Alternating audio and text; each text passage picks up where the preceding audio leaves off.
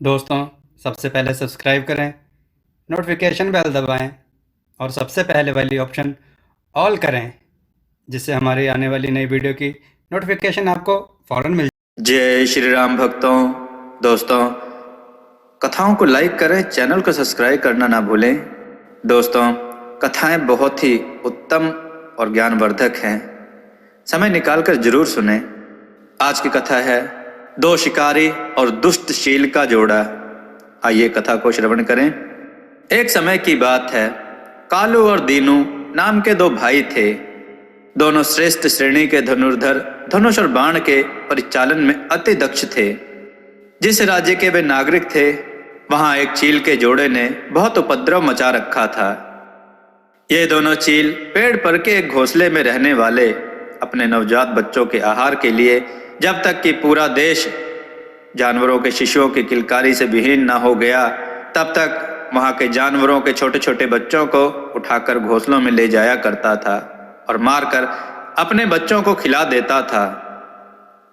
इस प्रकार एक दिन प्रजा का एक समूह राजा के दरबार में जाकर राजा से निवेदन किया कि यदि उन्होंने चील का अंत नहीं कराया तो अब प्रजा यह राज्य छोड़कर चली जाएगी। इसके बाद राजा ने यह उद्घोषणा कराई कि जो कोई भी इन चील के जोड़े को मार देगा, उनको राजा की ओर से एक बहुत बड़ी भूमि पुरस्कार के रूप में दी जाएगी। और इस मुनादे के बाद कई लोगों ने चील को मारने का प्रयास भी किया, लेकिन चील पर तीर से कोई भी प्रहार नहीं कर पाता था, क्योंकि चील ने अपने घोंसले का निर्माण हल फाल और दुर्मुझ से किया था, जिससे कि तीर उन तक पहुंच नहीं पाता था और निशानेबाजों को अपना प्रयास छोड़ना पड़ता था। अंत में कालू और दीनू ने सोचा कि उनको कोशिश करनी चाहिए। इसलिए जब तक कि पक्षी अपने बच्चों को खिलाने के लिए वहां आ नहीं जाते हैं, उन्होंने पक्षी पर घात लगाकर आक्रमण करने की योजना बनाई। और तब उन्होंने दुर्मुस के अगले हिस्से में स्थित छेद, जहां की डंडा लगाया जाता है, कि उसी छेद से दोनों ने चील पर तीर लगाया और दोनों चील घायल होकर नीचे गिरकर मर गए। गंगा और यमुना के उस उद्गम स्थान पर जहां पर वे दोनों चील गिरे थे, उस भूमि पर एक बड़ा गड्ढा बन गया। तब कालू और दीनू ने मृत चील के शव को उठाकर राजा के पास ले गए और राजा ने पूर्व घोषित पुरस्कार स्वरूप उन्हें एक विशाल भूमि का भूखंड दे दिया।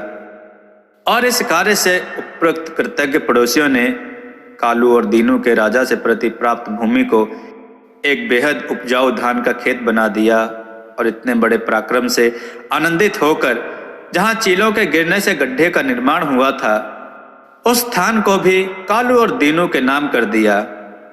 कालू और दीनू अपना अधिक समय जंगल में व्यतीत करते थे और जो कुछ भी उनको मिलता वे उसी पर निर्भर रहते थे।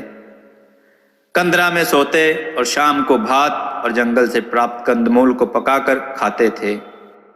एक दिन जब वे कंद को भून रहे थे, तब एक बाघ ने उनको देख लिया और अचानक उनके पास आकर बोला, तुम क्या पका रहे हो? मुझे भी थोड़ा दो, या फिर मैं तुम लोगों को खा जाऊं।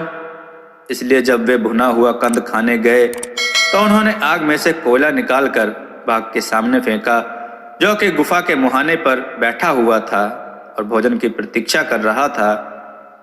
और बाघ ने उसे चबा डाला और तब से बार बार जब भी ये कुछ अच्छा खाने के लिए बनाते तो उसका टुकड़ा बाघ के सामने खाने के लिए देना पड़ता। बाघ वहां से हटता ही नहीं था, बल्कि वहीं इस उम्मीद में पड़ा रहता कि उसे कुछ अच्छा खाने को मिलेगा। अब कालू और दीनू ने आपस में परामर्श किया कि कैसे इस बाघ से पीछा छुड़ाया जाए। तब दीनू अचानक उछला और बाघ पर झपट्टा मारकर उसकी पूंछ पकड़ लिया और उसे ऐंठना शुरू कर दिया।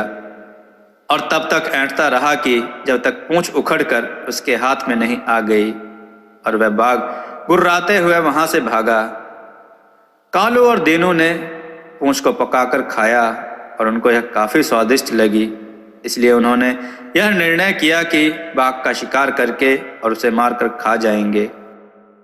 इसलिए दोनों भाई बाघ की खोज में सभी जगह घूमने लगे और जब बाघ उनको मिला वे उसका पीछा तब तक किए जब तक कि उसे वे दौड़ाकर मार ना दिए।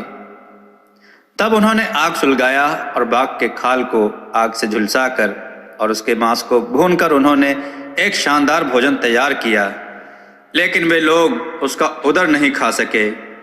कालू उदर को खाना चाहता था, लेकिन दीनू ने उसे खाने नहीं दिया, इसलिए कालू ने उदर को अपने कंधे पर उठाकर उसे दूर ले गया। अभी वे दोनों सड़क के किनारे के बरगद के पेड़ की छाया के नीचे बैठे ही थे कि एक राजा की बारात का जुलूस आ रहा था।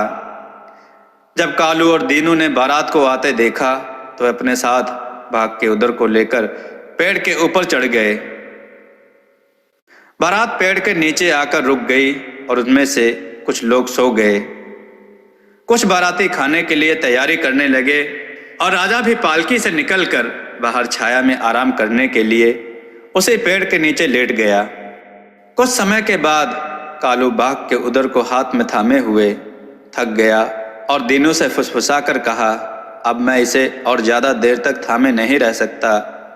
दीनू ने कहा, इसे किसी भी मूल्य पर मत छोड़ना, परंतु कालू अब इतना थक चुका था कि उदर उसके हाथ से छूटकर सीधे राजा के ऊपर जा गिरा। अकस्मात ऐसा होने के कारण राजा के सभी सेवक जाग के उठ खड़े हुए और यह चिल्लाने लगे कि राजा का पेट फट गया है, और वे सब कुछ वही पेड़ के नीचे छोड़कर व्यग्रता में भाग खड़े हुए। परंतु जब वे थोड़ी ही दूर गए थे कि उन लोगों ने यह सोचा कि हम लोग सब कुछ वहां छोड़कर आए हैं और यात्रा लंबी है, सामग्री के बिना हम लोग कैसे यात्रा तय करेंगे। इसलिए वे वापस बरगद के पेड़ के नीचे आने के लिए मुड़े। लेकिन इसी बीच कालू और दीनू नीचे उतरकर आए और सभी कीमती कपड़ों और दूसरे मूल्यवान वस्तुओं को जमा किया और उसे लेकर पेड़ पर चढ़ गए। और कालू ने एक बड़ा सा ढोल ले लिया और उसके एक तरफ छोटे छोटे कई छेद बना दिए, और उसी पेड़ पर जंगली मधुमक्खियों का एक छत्ता था। कालू ने मधुमक्खियों को पकड़कर एक एक मधुमक्खी को छेद में से ढोल के अंदर डाल दिया। जब राजा के सेवक वापस आए और देखा कि ऊपर पेड़ पर दो आदमी हैं, तो उन्होंने कहा, क्यों तुमने हमारे राजा का अपमान किया? हम लोग तुम्हें जान से मार देंगे। कालू और दीनू ने उत्तर दिया, आओ देखें कौन किसको मारता है। इसलिए वे युद्ध करने लगे। राजा के आदमियों ने अपने गोली और बंदूक से कालू और दीनू पर आक्रमण किया, और जब तक कि उनका गोली और बारूद खत्म नहीं हो गया और वे थक गए, वे युद्ध करते रहे, लेकिन वे कभी उनको मार नहीं पाए। तब कालू और दीनू ने ललकारा, अब हमारी बारी है, और उन्होंने भी कहा, हाँ अब तुम्हारी बारी है। इसलिए कालू और दीनू ने ढोल पर थाप लगाई और कहा, टूट पड़ो मेरे प्यारे, उन पर टूट पड़ो। और जंगली मधुमक्खियां ढोल से निकलकर राजा के आदमियों पर टूट पड़ी और उनको डंक मारते हुए वहां से खदेड़ दिया। तब कालू और दीनू ने उन लोगों के सभी सामानों को लेकर वहां से अपने घर गए, और क्योंकि उनके पास अत्यधिक संपत्ति संग्रह हो गई थी, इसलिए इनको प्रिय राजा का सम्मान मिला। दोस्तों, कहानी कहने का हमारा अभिप्राय यह है कि क्योंकि दोनों भाई एक दूसरे का साथ देते रहे, इसलिए उनको सफलता प्राप्त हुई। दोस्तों, एकता में ही बल है। आपको यह कथा कैसी लगी कमेंट करके जरूर बताएं। विचार अपने कमेंट में जरूर दें। कथाओं को लाइक करें, चैनल को सब्सक्राइब करना ना भूलें, कथाओं को शेयर जरूर करें, जिससे लोगों को अच्छी बातें सीखने को मिले। जय श्री राम भक्तों।